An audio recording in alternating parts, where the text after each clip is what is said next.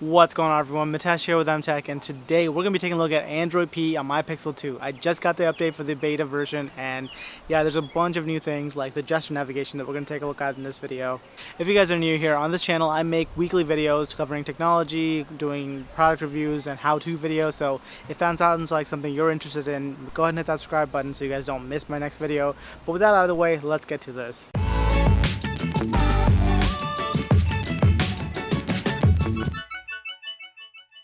So when we're talking about new things in Android P, we're really talking about the gesture navigation that Google just introduced at their Google I/O event. So gesture navigation is basically going to replace the three buttons that we've known on Android for like the past 5 years. So we've had the back, home, and multitasking button. And with the new gesture navigation, we're no longer going to have the multitasking button. Instead, there's a weird white space there that functionally serves a purpose, but aesthetically it kind of looks weird.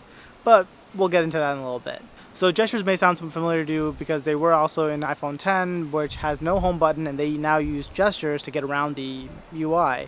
And Pixel sort of does the same thing. Now by default, the gesture navigation is off, and you will need to turn it on in the settings. So you'll go to Settings, go to System, Gestures, and then you'll click on swipe up on home, and then you can turn that on, and that'll get rid of the multitasking button and give you a bigger home button that looks more like a pill.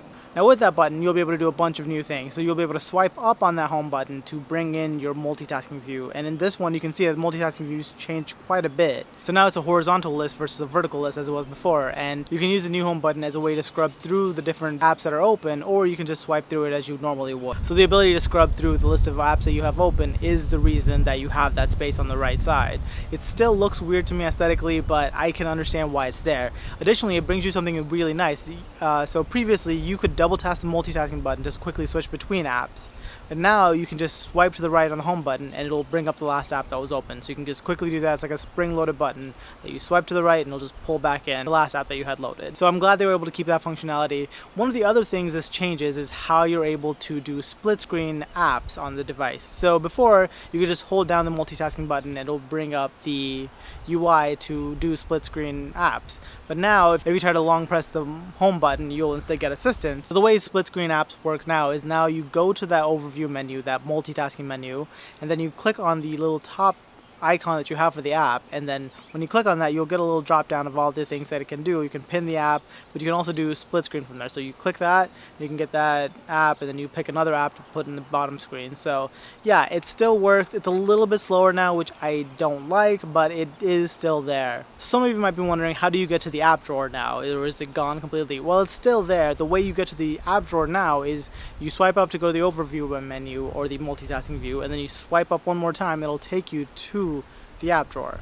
Now another way to get to it, if you just do a long swipe, you can go directly to the app drawer. So yeah, the app drawer is still there and it still works the same. You just have to, maybe a little longer to get to it.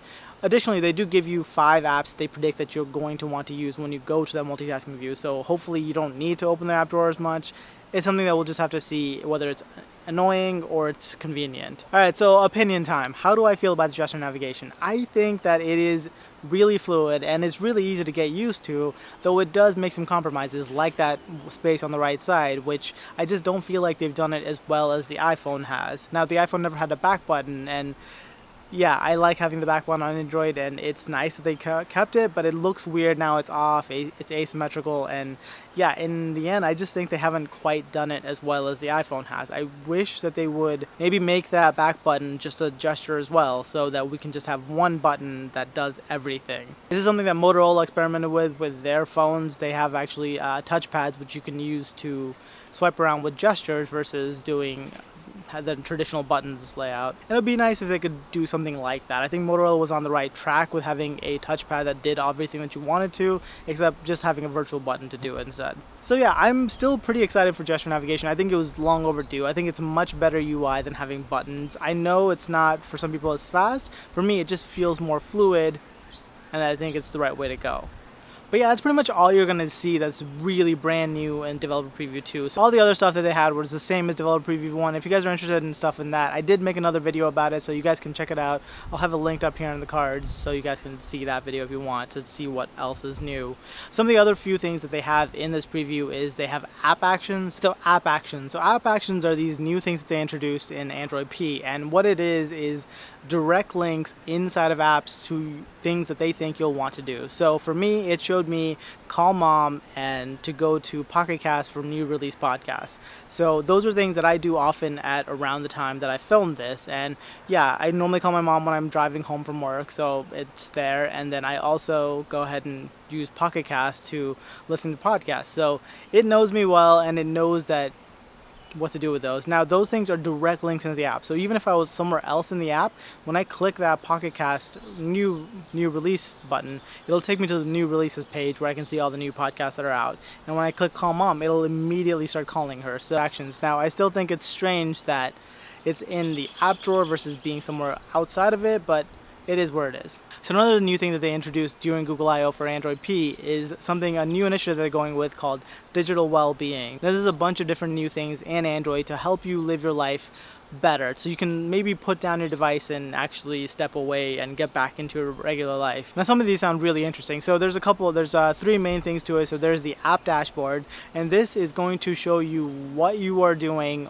with your phone. So it's going to show you all the time you spend in certain apps, what you're doing inside those apps, and things like that. So I think it could be really useful, especially for those of us who want to know if we're wasting time on our phones. So I know me personally, I spend way too much time on Reddit, and I know this already, and I would love to be able to quantify it. So I'm kind of excited for this one, at least just to know where I'm spending my time and see if I could spend my time better.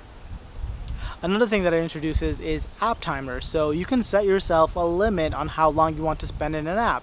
So for example, if you're someone who's on Facebook or Instagram all the time, you can go ahead and set a limit of like 15 or 30 minutes, and after that, it won't let you use the app at all. So after you've used the app for 15 or 30 minutes, it won't let you back in there at all, which I think is gonna annoy some people, but I think it's actually a really good thing, especially to step away from those apps. For me, like Reddit, if I could step away from that, it would be great. And then the third thing we have is something called wind down. So what this is you set yourself a bedtime. So you set yourself, like, tell Google that you wanted to try to go to bed by 11 o'clock, and then at 11 o'clock, it'll turn the screen black and white. So it won't turn back until the next morning. So I think it's an interesting way to let you try to get to bed at the right time. You know, me personally, I've had a hard time trying to go to bed at 11. Sometimes I'm just in bed, just looking at my phone, which is stupid when I could just be going to sleep. But yeah, so this is a way to help you manage your time better, to help you do things that are good for you. And yeah, I'm really excited for those. None of those things are out yet, and once they are out, I will definitely be making another video to tell you guys what my experience is like using them. So